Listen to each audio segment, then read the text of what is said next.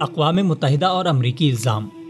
6 دسمبر کو امریکی صدر ڈونلڈ ٹرمپ نے عالمی قوانین سے انحراف کرتے ہوئے فلسطین کے مقبوضہ شہر یروشلم کو اسرائیل کا دارالحکومت قرار دیا۔ It is time to officially recognize Jerusalem as the capital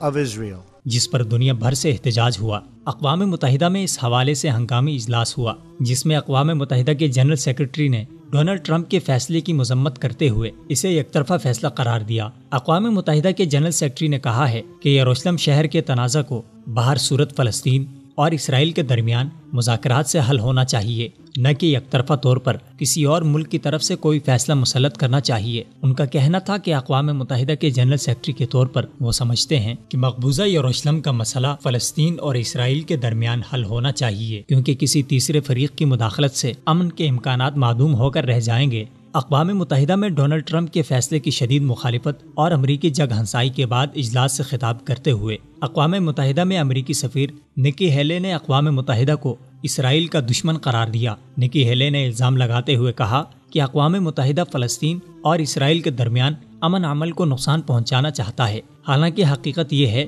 کہ امریکی صدر نے اپنے احمقانہ فیصلے کے ذریعے سے یک طرفہ طور پر اس تنازع کو مزید پیچیدہ اور مشکل بنا دیا ہے، جس سے امن کی راہیں مسدود ہو کر رہ گئی ہیں۔ سابقہ امریکی صدور یروشلم ایمبیسی ایکٹ 1995 کے تحت اپنے سفارت خانے کی یروشلم منتقلی کو 22 سال سے مؤخر کرتے آئے ہیں، تاہم موجودہ امریکی صدر ڈونلڈ ٹرمپ نے مضبوط ترین یہودی لابیوں کے دباؤ کے تحت امریکی سفارت خانہ یروشلم منتقل کر دیا ہے۔ We will move the American embassy to the eternal capital of the Jewish people, Jerusalem. جس سے پورے خطے کا امن داؤ پر لگ گیا ہے، لیکن اس کے باوجود اقوام متحدہ میں امریکی سفیر اپنے متعصبانہ فیصلے پر ندامت ظاہر کرنے کی بجائے اس کا دفاع کر کے دنیا کی آنکھوں میں دھول جھونک رہی ہیں۔ امریکہ اپنے متعصبانہ فیصلے کے دفاع کے لیے کھل کر عالمی مینڈیٹ اور عالمی قوانین کے ماننے سے انکار کر رہا ہے، جس کا صاف سا مطلب یہ ہے کہ امریکہ اپنی مرضی کے سامنے کسی قسم کے جائز و ناجائز حدود کا قائل نہیں، بلکہ حسب منشا